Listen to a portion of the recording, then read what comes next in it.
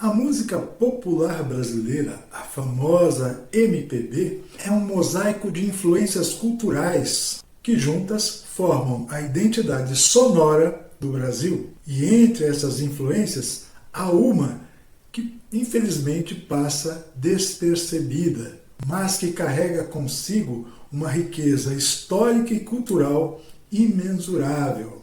É claro que eu estou falando das influências ciganas. Vamos embarcar nessa jornada sonora e descobrir como que a cultura cigana se entrelaçou ao som da MPB? Vem comigo!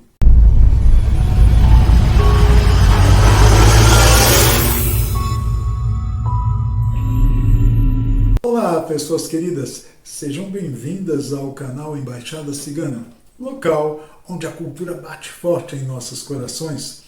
Eu sou Nicolas Amanushi e hoje vamos falar sobre as influências ciganas na MPB.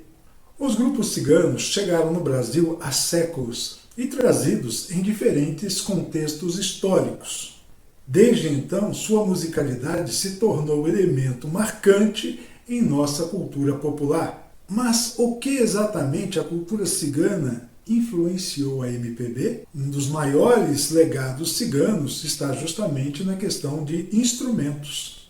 Os violões de 6 e 7 cordas são os grandes dois protagonistas da música cigana. O violão de 6 cordas, que era justamente a guitarra flamenca utilizada na Espanha, chegou ao Brasil ainda no período colonial, trazida pelos ciganos do grupo Calón, que foram degredados de Portugal para o Brasil. E o violão de 7 cordas foi introduzido no samba carioca, também por ciganos do grupo Calón, que aprenderam a utilização desse instrumento com ciganos do grupo Rom, originários da Polônia e da Rússia.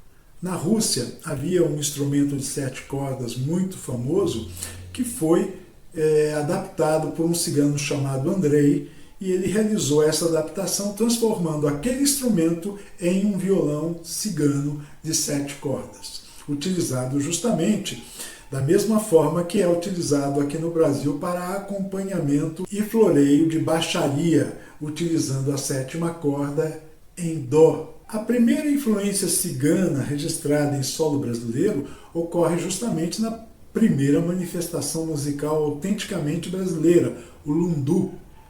Não, você não ouviu errado. Eu disse lundu, também teve a influência de ciganos. E o expoente entre os ciganos que participaram da formação do lundu no Brasil foi Laurindo José Rabelo da Silva, mais conhecido como Laurindo Rabelo ou o poeta Lagartixa, um cigano do grupo Calón, que foi muito importante para a história da música popular ainda no século XIX. Ele foi autor de inúmeras modinhas e lundus. Mas a presença cigana na história da MPB não se limita apenas na introdução desses instrumentos que eu citei e tampouco no aspecto emocional da composição. De acordo com o historiador e musicólogo Ari Vasconcelos, entre os músicos que participavam das lendárias rodas de samba na casa de Tia Ciata, estava o Cigano Saudade. O Cigano Saudade foi, na realidade, um grande compositor de samba, grande músico daquela época. Aliás, segundo ainda Vasconcelos, os ciganos do Rio de Janeiro não tiveram um papel secundário no surgimento e desenvolvimento do samba carioca. E ele revelou. Pixinguinha e João da Baiana me revelaram que havia um grupo de cantores e compositores pertencentes à etnia cigana, que cultivavam samba com grande maestria e que trouxeram uma contribuição muito importante e, segundo as palavras dele, talvez até decisiva para a formação do gênero. Está gostando? Então taca o dedão lá no like, nos ajude. Dê um like, compartilhe o conteúdo, inscreva-se no canal e ative o sininho para receber a notificação sempre que um novo vídeo estiver disponível. E você não quer somente colaborar com os tapinhas nas costas? Então tem aí o botão Seja Membro, tem aí também na descrição a chave de Pix para que você realmente colabore efetivamente para a manutenção deste canal. De toda forma, fica aqui registrada a nossa gratidão por sua participação. Continuando com as influências ciganas na MPB, temos diante de nossos ouvidos que o lundu mais a polca deu origem ao machixe. A polca, historicamente, é uma música popular da República Tcheca, da região da Boêmia, justamente local onde havia à época uma população muito grande cigana e que influenciava na questão das artes, da literatura, da música como um todo. E a polca foi trazida para o Brasil por músicos ciganos do grupo Rom. O primeiro machixe foi gravado na Casa Edson, no Rio de Janeiro.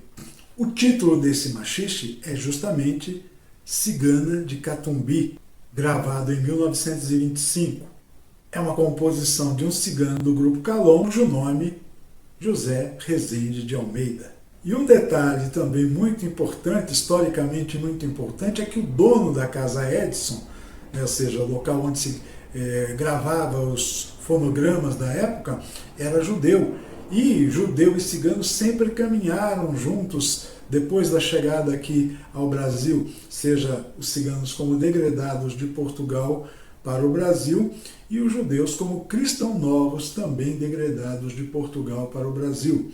E ele fazia questão de contratar músicos ciganos para a banda da Casa Edson, para que todos aqueles artistas que gravassem na Casa Edson tivessem músicos de alta qualidade, justamente de origem cigana. E o machixe mais o shot é igual ao quê? Samba. Machixe mais o shot igual samba. O shot, a palavra shot, nada mais é do que uma corruptela. Corruptela é uma transformação que ocorre no decorrer do tempo e é uma corruptela da palavra Scotch, que em alemão significa apenas escocês. Então, na realidade, essa influência musical foi trazida por nós, ou seja, pelos ciganos do grupo Sinti. Então, registrem bem, o shot, aportuguesado shot de Scotch, nada mais é do que uma influência cigana trazida por ciganos do grupo Sinti.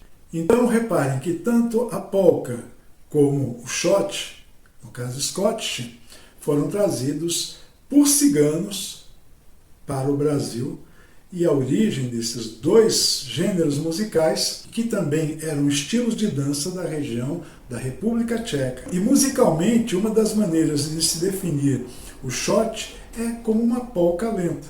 Então existe a polca rápida e a polca lenta passou a ser chamada de shot. Vou deixar uma comparação sonora para que vocês possam perceber a diferença na região sul do Brasil e na região nordeste do Brasil do shot. Então prestem bem atenção.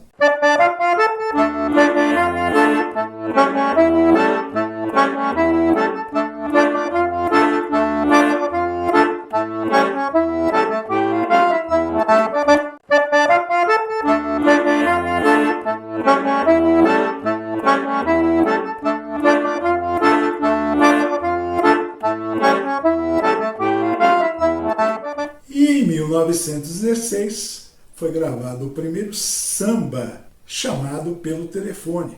A música, de autoria reivindicada por Donga, Ernesto dos Santos, gerou muita polêmica, uma vez que naquele período todos os sambas eram compostos por um grupo.